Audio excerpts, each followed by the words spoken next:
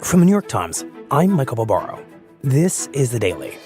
The race for the White House has kicked into overdrive tonight with attacks. As the presidential race enters its final 45 days. It's good to be back in Pennsylvania. Hello, Pennsylvania. How are we doing, Pennsylvania? We assemble a campaign roundtable with my colleagues from the politics desk. Today, Maggie Haberman, Shane Goldmacher, and Nate Cohn make sense of the week's biggest developments. The Federal Reserve cut interest rates today for the first time in 4 years. You know, the Democrats have always taken for granted that they're going to get our vote no matter what, and the Republicans are fancying themselves as the working people's party. Former President Trump has now faced 2 apparent assassination attempts. It's sort of mind-boggling to say. It's Friday, September 20th. Maggie, Shane, Nate, thank you all for doing this. Thank you for having us. Thank you. Yeah. So just to explain what we're doing here, it feels like we've reached the point in this campaign where the news is coming at us so fast that our normal format of telling one story a day is not quite keeping up. And so to meet this moment, we've recruited you three to come kind of walk us through the thicket that is the news at this phase of the race. So it's an experiment for us. We invented something. It's brand new. It's called the Political Roundtable. Congratulations. Wow. What an honor to be part of the first. Yeah. Inaugural. The first Huge. of any kind. Ever. Yeah, no, ever. Yes, in history. So let's start with a very big new poll co-conducted by the New York Times that came out just a few hours ago. Could each of you just tell me what you took from this poll? I think that this is a poll, there's actually 2 polls, and there's some contradiction between the 2 of them. The first poll is a national poll, and it shows a tied race, which isn't really a surprise. And it shows no movement, basically, since the debate a week ago, even though voters overwhelmingly said that Kamala Harris performed really, really well. So that's the first part of the poll. Is that worth lingering on, that people told us in this poll Kamala Harris did great? It had been our understanding that if she did great, she'd get a bump in the polls. Nationally, she doesn't. Yeah, I think that's definitely worth lingering on. The fact is that overwhelmingly voters said she did really well. Something close to 70% of voters said she performed well in this debate, far more than the 40% who said the same of Trump. That means a big chunk of the people who said she did well are not voting for her. But that's also part of the story, which is that she might have done better in the debate, but it didn't actually change how people said they were planning to vote in the head-to-head matchup with Donald Trump. And it wasn't just on that top line, who are you going to vote for? It was on a whole suite of issues. Who do you think is better on the economy, on immigration, on abortion, on democracy? All of these issues were essentially unchanged by this debate that was watched by 67 million Americans, the most who watched anything since the Super Bowl, and yet no difference in the head-to-head result. Why not, Nate? Well, it's a pretty polarized country, and the number of undecided voters did tick down from our previous poll to this one. So a lot of voters are making up their minds, and they're mostly falling into the place where they were before. This is a matchup that neatly divides voters in a lot of ways. We have a populist, older, white conservative against a younger, Black and South Asian woman from California who has liberal views on all the issues. So, you know, there's room for someone to be torn between these 2 options. But as far as choices go, this is a relatively clear one. Okay, but this poll did something else, which was it told us about how Kamala Harris is doing in the very specific, crucial state, Maggie, of Pennsylvania. What do you take from that result? What's striking, and as Shane said, is it's contradictory to what we saw in the national poll where they're tied. She's up. It's 50-46. In Pennsylvania. In Pennsylvania. And one of the reasons that might be is the Democrats have done relatively better with white voters this cycle than in previous cycles. And Pennsylvania is a particularly white state compared to the rest of the country. And so if you look at how Joe Biden did with white voters, in 2020, it was slightly less. Hillary Clinton, substantially less. And so if she has made some modest gains there, that could be why. Does that feel right to you, Nate? Because I think my inclination would be to think that if Kamala Harris is tied with Trump nationally, I would not expect her to be doing better in a swing state where I would just imagine demographically things might be stacked a little bit against her. Look, I wouldn't expect it either. And, you know, they are polls. They're subject to a margin of error. It's possible that if we did the polls again, that they would come a little closer. But this doesn't come from nowhere. In the 2022 midterm, Democrats swept the key Senate races, including winning Pennsylvania by 5 points, even while Republicans won the House popular vote. So there could be a change from the last election, maybe not all the way to this poll result where Harris does 4 points better in Pennsylvania than she does nationwide, but one where the gap between the key battleground states and the Electoral College is a little smaller than we're used to. I was just going to say, I mean, there's like two stories you can tell about the race right now that I think that these polls capture. And we talk about how polls are a snapshot. This snapshot shows a really close race nationally and maybe a slight edge for Kamala Harris, not just in Pennsylvania, but looking at other polls across those key battlegrounds around the Great Lakes. And so how do you get the story of what that means next? Yeah. And it's not at all clear to me what it means next, because we got here and it's, look, Kamala Harris just had an incredible 2 months, right? She's gotten almost exclusively positive reviews and coverage. She had a strong debate. Her favorability rating in Pennsylvania is above 50%. All these things are going in her favor. And yet you get all of that and she's tied and just maybe marginally ahead in these really, really important states. It's not just that she's had a great series of weeks, although she absolutely has. Trump's had a terrible series of days. Trump had a debate in which he was spreading a baseless claim that Haitian immigrants in Springfield, Ohio are eating pets, and doubling down on that ever since. He posted inexplicably on Truth Social, "I hate Taylor Swift," who is an incredibly popular figure. Yeah, a lot of people don't hate her. A lot of people don't hate her, and now he has done any number of self-destructive things while also facing one clear assassination attempt, one apparent assassination attempt. Normally speaking, a politician would get some measure of sympathy or voters feeling sorry for them or feeling more open to them. And because of Trump's own behavior, he just does not. Okay, are you guys a little bit raining on Kamala Harris's Pennsylvania parade? Because I'm hearing, if I'm reading between the lines, you all say she's up in Pennsylvania, but not that much. And after a really great run, and Maggie, you're saying Trump's had a rough couple of days, so she could be up even more. Well, I think the poll shows that a lot of the vulnerabilities that we've talked about before are still there for Kamala Harris. You know, in the last episode that I was with you on, we noted that more voters thought Harris was more of the same rather than change. And Harris has tried to pitch herself as a new generation of political leadership that can take the country in a new direction. But the poll still finds, even in Pennsylvania, that most voters think she's more of the same. And most voters think Donald Trump is change.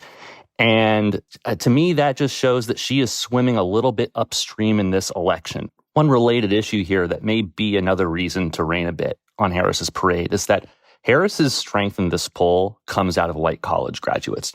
She's still doing really poorly among white working class voters, just as badly as Joe Biden did or worse than Joe Biden 4 years ago, both in Pennsylvania and nationwide. White college graduates, that's a different story. Now, they're somewhat insulated from the economy. They may have the disposable income to survive rising prices. But it's also, to me, a possible indication that maybe we're talking about a lot of overeager Democratic voters who are looking to pick up the phone right now after a debate and after a month where Harris fared really well. And that perhaps might explain why she's doing well in Pennsylvania, a state I think of as being very working class, having a lot of voters who didn't go to college. That's right.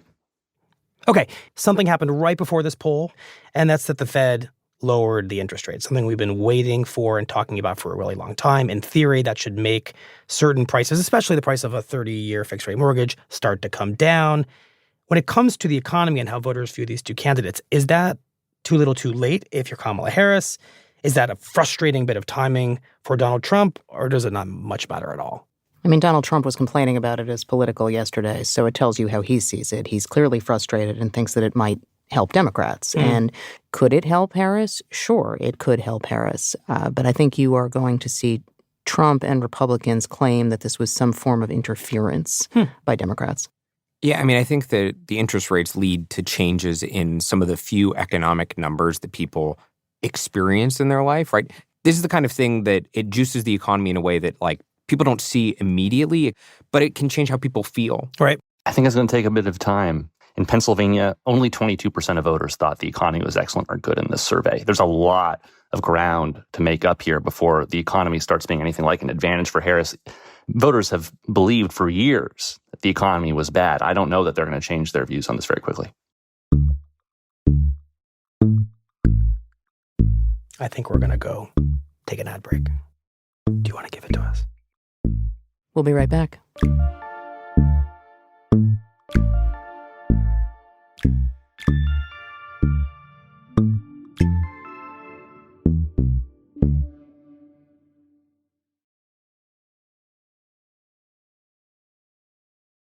All right, let's turn to our next piece of business here, which is news of something that kind of sounds like not news, because it's the non-endorsement from a very big union in the U.S. with 1.3 million members in the transportation industry. So tell us that story.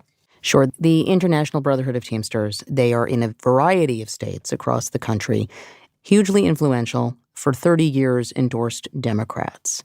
This year, Sean O'Brien, the head of the Teamsters, for his own personal internal political reasons, started flirting with Donald Trump as a possible endorsement. Why? He went to Mar-a-Lago to meet with him. A lot of his members are in southern states, and they are more Republican-leaning, and he is trying to appeal to them and show that he is not just going in one political direction. So it is not a surprise that he spoke, say, at the Republican National Convention. Right. Because he had been drifting toward Donald Trump. Now, his advisors said that he asked to speak at both party conventions. The Democrats, after he spoke at the Republican convention, did not have him. And he gave a pretty aggressive anti-corporate speech at that convention. Right, I was in the room. Yep, but nonetheless, it was seen as a boost to Donald Trump because it tied him to organized labor. And working class voters. And working he was class, a proxy for working class and voters. working class voters. And the union has now decided not to endorse this cycle. This is, at minimum, a harm to Harris, and it is helpful to Trump to be able to say, as he has been for the last day, rank and file members support me. Now, he said that on Long Island, where the local Teamsters affiliate had actually endorsed Harris. But it doesn't matter. It gives Trump a talking point, and that's the strategy here. They didn't exactly peel off the International Brotherhood of Teamsters, but they did get neutral, and that's good enough for them. Yeah, I mean, I think it's a reflection of the shifting voting patterns of union members. This is union leadership reflecting union members, which is in some of these trade workers, they are increasingly been for Trump, right? They released some of their own internal surveys about where they were. Even when Biden was in the race, there was a big chunk in favor, right? So if you look at union leadership across the country, it's almost universally for Democrats. This is an exception. The exception is a non-endorsement, right? Most are not going anywhere near Trump. But it's a reflection that the membership has shifted on these issues. And again, for Trump, that's a win. He wants to be making inroads with those voters, and he wants people to have a pass, that it's okay to consider him. And I think that that's what helps. Look, it's also a positive for Harris that a person who spoke at the Republican National Convention didn't go all the way to endorsing Trump, right? Right.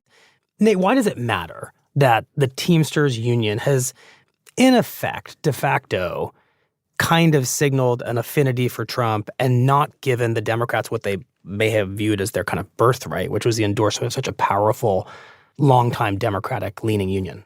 I want to go back to something Shane said, which is that the Teamsters conducted their own surveys of their members. And previously, they found that most of their members backed Biden, only narrowly. Now, they find their members back Trump over Harris by a wide margin. Now, not all of these surveys are scientific. Some of them attempt to be, others are just a straw poll.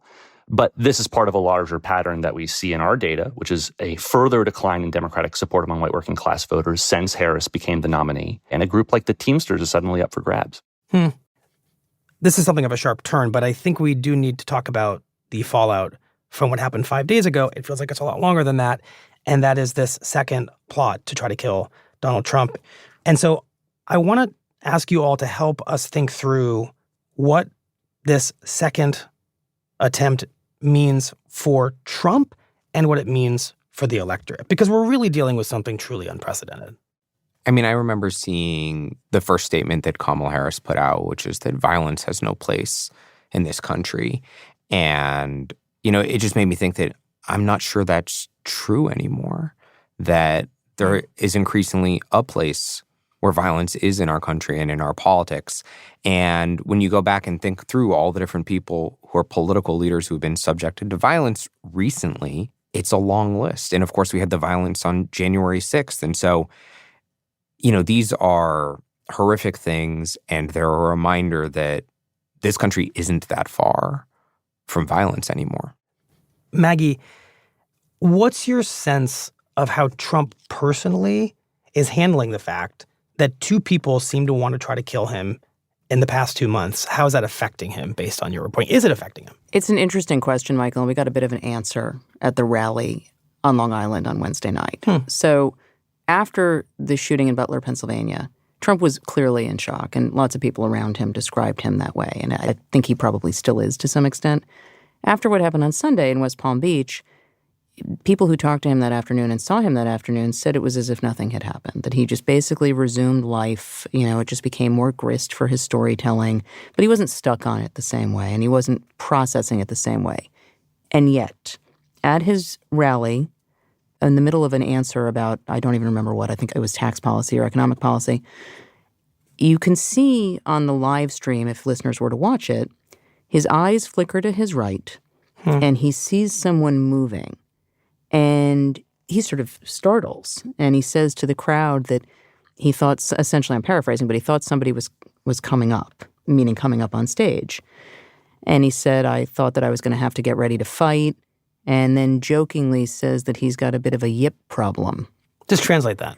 He means anxiety, yip, anxiety. And he's... How could you not be constantly looking over your shoulder? 100%, as any normal person would do. But when have we ever heard Donald Trump say something like that? A vulnerability expression is not his natural state. It's not his natural state at all. And so to hear him vocalize that and to see it in real time was pretty striking. Now, there was a moment in the 2016 campaign where someone rushed to the stage when he was I remember speaking. that. Remember that at an event? He sort of ducked. That was his impulse.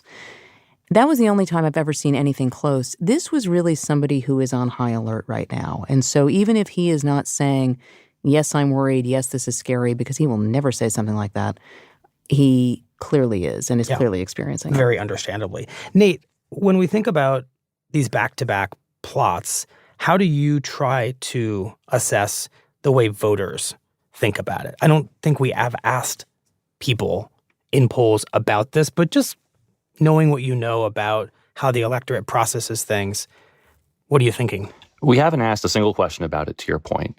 And what would we ask, really, if you think about it? But if you step back for a second, take the long view of Donald Trump's political career. Donald Trump today is more popular than he has ever been before. Back in 2016, voters disliked him by nearly a 2-to-1 margin. This year, it's much closer to 50-50 because almost all of the people who support him today have gotten behind him. And I wouldn't rule out a role for these assassination attempts in that process. Consider this. In the 9 national polls that we took this cycle before his assassination attempt, between 21 and 24% of voters said they had a very favorable view of him. Since the assassination attempt, the numbers are 31, 27, 30. So there has been a big step up in the proportion of voters who say they have a very favorable view of him. Those reluctant Trump supporters over the years, a lot more of them are less reluctant. And then there's an overall increase in favorability as well, where now he's consistently in the upper 40s, something we had never seen in the course of his time as a major figure in national political life. I mean, Nate, you've touched just on something that I think is really interesting about what my expectations were for how this election was going to go, not just because it was originally going to be Trump and Biden, but it was going to be 2 deeply unpopular people that the American people did not want to send to the White House. And that's just not what the polling is showing anymore. It shows, with all the attack ads running against Kamala Harris, that she is more popular than she's been before. And Donald Trump is more popular than he's been before. You have 2 people in the upper 40s, sometimes tipping at 50%.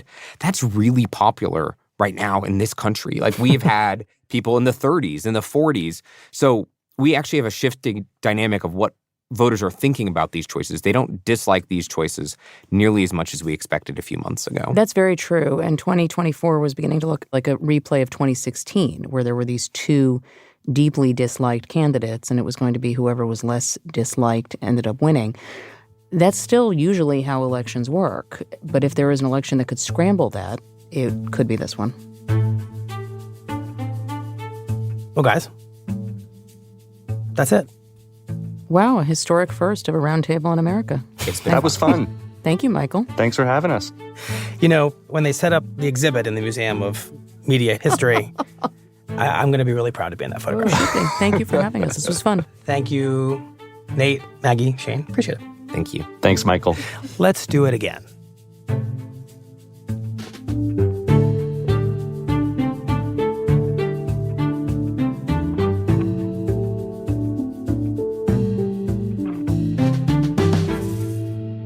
We'll be right back.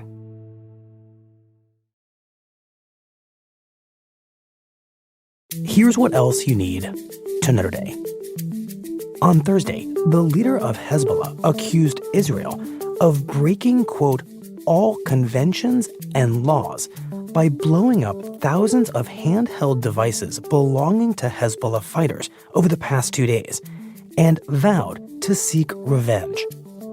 As he spoke, Israeli fighter jets flew overhead, producing large sonic booms and shooting off flares in an apparent show of Israeli force. So far, the attacks have killed 37 people, most of them in the second wave of explosions targeting walkie-talkies. To prevent further deaths, the Lebanese army is now carrying out controlled explosions of electronic devices across the country.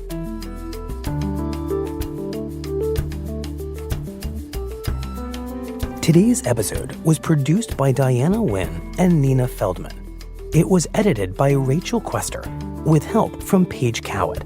Contains original music by Pat McCusker, Alicia Baitup, and Dan Powell, and was engineered by Chris Wood.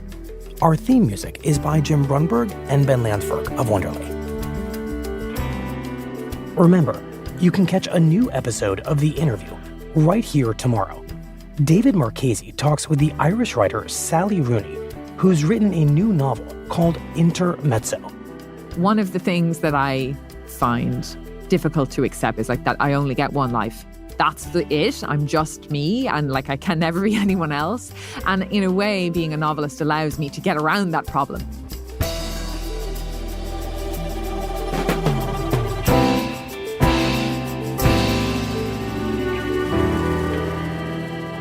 That's it for The Daily. I'm Michael Barbaro. See you on Monday.